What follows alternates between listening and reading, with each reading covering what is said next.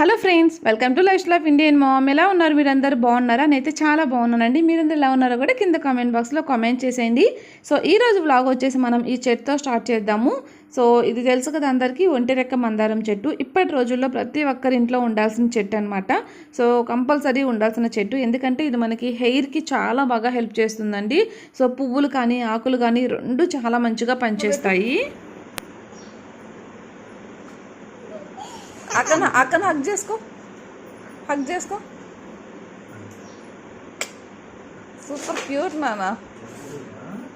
చాలే ఇంకా చాలే. సో ఆ చెట్టు అయితే కనుక మా ఇంట్లో లేదండి, పెదమ్మ వాళ్ళ ఇంట్లో ఉందన్నమాట. ఫస్ట్ టైం నేను ఇప్పుడు ఆల్మోస్ట్ ఊరికి వచ్చేసి 1 మంత్ 1 వీక్ 10 డేస్ అవుతుంది, ఇంచుమించుగా 1 మంత్ 10 డేస్ అలా అవుతుంది.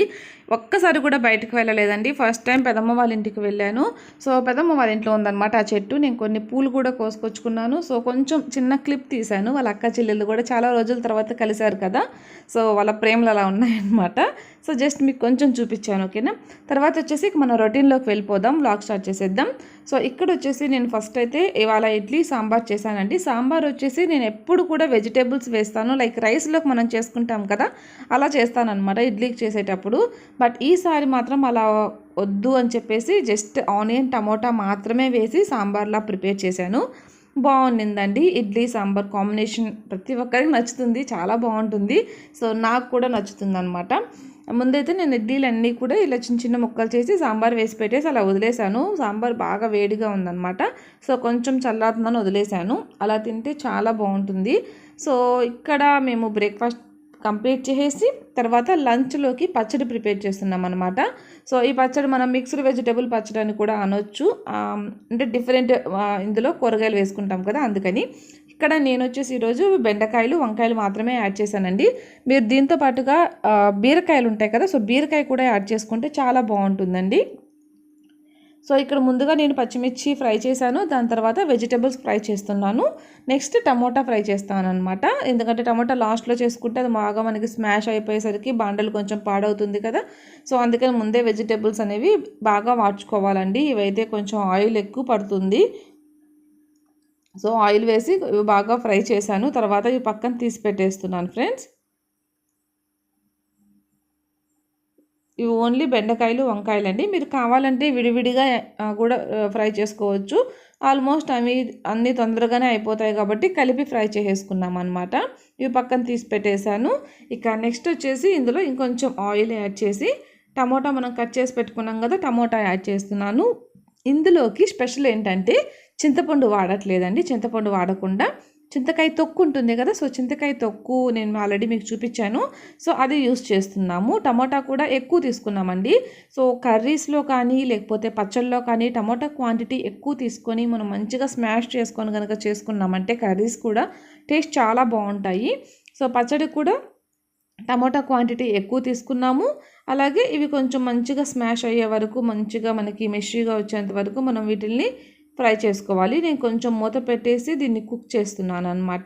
సో తర్వాత ఇది మనకి మొత్తం కూడా ఒక్కసారి అలా గెరిటితో అనగానే స్మాష్ అయిపోతుంది. సో ఇందులోనే మీరు కావాలంటే చింతపండు యాడ్ చేసుకునే వాళ్ళు టమోటాలోనే చింతపండు యాడ్ చేసేసుకోవచ్చు. వాటర్ తగలకుండా చేసుకోవాలనుకుంటే, లేదు అంటే విడిగా కూడా చేసుకోవచ్చు. నార్మల్గా ఏంటంటే చింతపండుని మనము వాటర్లో వేసుకుంటాం కదా, వాటర్లో నానబెట్టుకొని యూస్ చేస్తూ ఉంటాము. సో ఇది వచ్చేసి ఇక్కడ మేము మార్నింగే నేను ఇది ఫ్రై చేసి పెట్టానండి. బ్రేక్ఫాస్ట్ అయిపోయిన వెంటనే ఒక పక్క బ్రేక్ఫాస్ట్ చేస్తూనే ఇచ్చేసాను అనమాట. అండ్ ఇది దంచేసరికి చాలా టైం పట్టింది. ఇవాళ కొంచెం అంటే కూల్గా లేదు, మరి బయటికి కనిపించేంత ఎండగా లేదనమాట.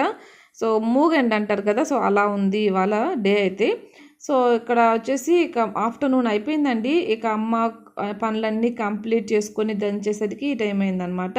సో ఇక్కడ వచ్చేసి రోట్లో దంచుతున్నాము. ముందు వచ్చేసి పచ్చిమిర్చి అండ్ చింతకాయ ఈ రెండు కలిపేసి దంచాము. అండ్ తర్వాత వెజిటేబుల్స్ వేసేసి దంచేసింది. నార్మల్గా అయితే అమ్మ వంకాయలు అవన్నీ సపరేట్గా దంచుతుందండి, అంటే బెండకాయల వరకు సపరేట్ చేస్తుంది అనమాట. ఎందుకంటే బెండకాయలు కొంచెం జోమ్గా వస్తాయి కదా అందుకని. బట్ ఈసారి కలిపి దంచేసింది. దాని తర్వాత ఆనియన్ కూడా దంచేసి ఆనియన్ తర్వాత టమోటా యాడ్ చేస్తుంది అనమాట. సో టమాటా వేసిన తర్వాత ఆనియన్ సరిగ్గా మెదగదని చెప్పేసి ముందు ఆనియన్ దంచేసింది. సో ఇందులో మీరు కావాలంటే ఒక 3-4 రెబ్బలు వెల్లుల్లి, అల్లం ఇది కూడా యాడ్ చేసుకోవచ్చు. బట్ మేము మర్చిపోయామన్నమాట అల్లం యాడ్ చేయడానికి. అమ్మ ఒక్కొక్కసారి అల్లం యాడ్ చేస్తుంది. సో అది హెల్త్‌కి కూడా మంచిదే కాబట్టి ప్రాబ్లమ్ అయితే ఏముండదు. మీలో ఎంతమందికి రోటి పచ్చళ్ళు ఇష్టం చెప్పండి? సో కర్రీస్‌తో కంపారిజన్ చేసుకుంటే ఇలాగ రోటి పచ్చళ్ళు నాకు చాలా బాగా నచ్చుతాయండి. అండ్ చాలా ఇష్టంగా తింటాను కూడా. ఈ పచ్చడైతే మీరు ఒకవేళ ట్రై చేయకపోతే ట్రై చేయండి. చాలా బావుంటుంది టేస్ట్ అనేది. సో తప్పకుండా ట్రై చేయండి. ట్రై చేసి ఎలా వచ్చిందనేది నాకు కింద కామెంట్ బాక్స్‌లో కామెంట్ చేసేయండి. సో ఇదైతే అయిపోయిందనమాట. ఇక పాప కూడా లాస్ట్‌లో వచ్చేసిందండి. ఇప్పటివరకు ఆడుకోవడానికి వెళ్ళుండిందనమాట. సో తనొచ్చేసి ఇంక లాస్ట్‌లో ఇంక ఎండని చెప్పేసి తనకి ఇంక అమ్మ చీర కప్పింది. సో తనైతే ఇంక ఉంచుకోలేదు. లాస్ట్‌లో వచ్చింది కాబట్టి పర్లేదు. ఎందుకంటే ముందే వచ్చుంటే కంప్లీట్‌గా ఎండలో ఉండిపోయేది. అండ్ ఇక్కడొచ్చేసి ఇదొచ్చేసి కరివేపాకు అనమాట. కరివేపాకు ఎందుకు ఎండబెడుతున్నారు అనుకోవచ్చు. కరివేపాకు పొడి కోసం అండి. నార్మల్‌గా కరివేపాకును మనం పచ్చి కరివేపాకును కూడా ఫ్రై చేసుకొని మనం పొడి చేసుకోవచ్చు. బట్ ఇలా ఎండబెట్టుకొని లైక్ చింతాకు పొడిలాగా అనమాట. ఇలా చేసుకున్నామంటే మనకి ఎక్కువ రోజులు ఉంటుంది. సో పచ్చిది కాకుండా ఇలా కూడా చేసుకుంటారు. అమ్మ ముందు వచ్చేసి కరివేపాకు ఎండబెడుతుంది. అండ్ ఇక్కడ వచ్చేసి ఊర్లో ఏంటంటే ఎప్పుడు కూడా ఇట్లా చాలా రోజులు అయిపోయిందంటే ఇలా ఎండబెడుతూ ఉంటారండి. లైక్ చెనక్కాయలు కానీ గింజలు కూడా పచ్చిగా ఉన్నాయని ఎండబెడుతుంది. అలాగే ఎండుమిర్చి కూడా అట్లాంటివన్నీ కూడా అప్పుడప్పుడు ఎండబెట్టుకుంటూ ఉంటారు. అంటే ఇంటి దగ్గర ఉన్నప్పుడు అనమాట మెయిన్గా. అండ్ ఇక్కడ వచ్చేసి చెప్పాను కదా మీకు, అక్కడి నుంచి నేను పెదమ్మ వాళ్ళ ఇంటికి వెళ్ళాను కదా, ఇవి పూలు కోసుకొచ్చానండి. నాకు హెయిర్ ప్యాక్ కోసం, హెయిర్ ఆయిల్ కోసం తీసుకొచ్చాను.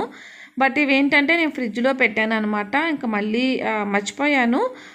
ఉన్నాయని తెలుసు బట్ ఇంకొకటి కావాలి దీనికి యాడ్ చేసుకోవడానికి. అది అమ్మకు కుదరలేదనమాట తీసుకురావడానికి. ఒక దగ్గరికి వెళ్తే అక్కడ లేదు. సో అమ్మకు కుదరలేదు కాబట్టి ఇంక నేను దీన్ని అలానే ఫ్రిడ్జ్‌లోనే ఉంచాను. సో ఇవి కొంచెం వాడిపోయినట్టుగా అనిపిస్తున్నాయన్నమాట. సో అందుకనే ఇవి వృధాగా వేస్ట్‌గా పడేయకుండా ఇవి డ్రై చేస్తున్నానండి, ఎండబెడుతున్నాను.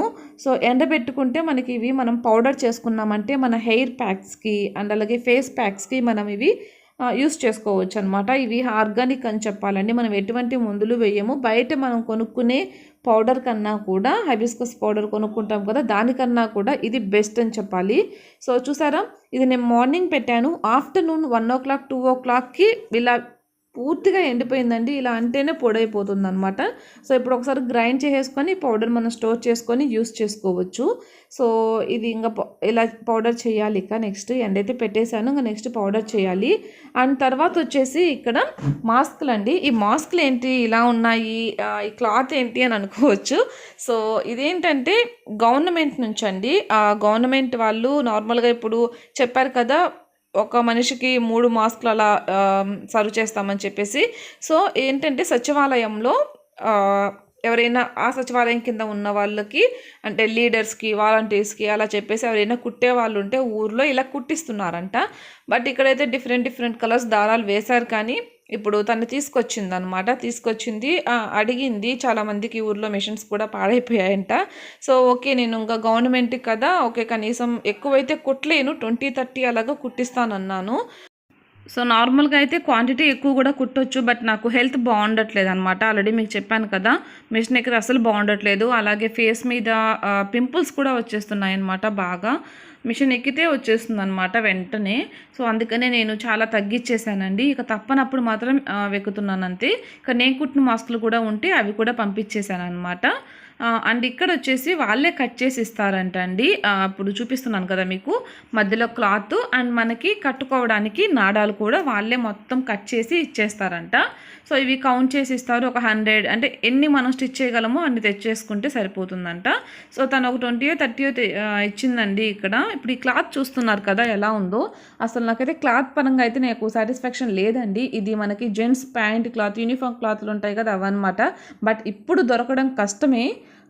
ఇది ఎందుకంటే నాకు కొంచెం మందం ఎక్కువగా ఉందండి. అసలు పెట్టుకున్నామంటే అస్సలు గాలాడదనమాట. సో అలా అనిపించింది నాకు. అదొక్కటే అనిపించింది, ఇంకేం లేదు.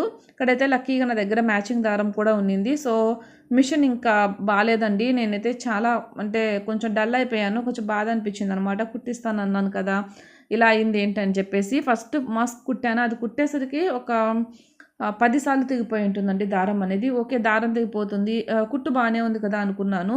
బట్ ఇంకొక మాస్క్ చూసుకునేసరికి పోస్ కుట్టు స్టార్ట్ అయిపోయిందండి. పోస్ కుట్టు అంటే అస్సలు బాగుండదు కదా.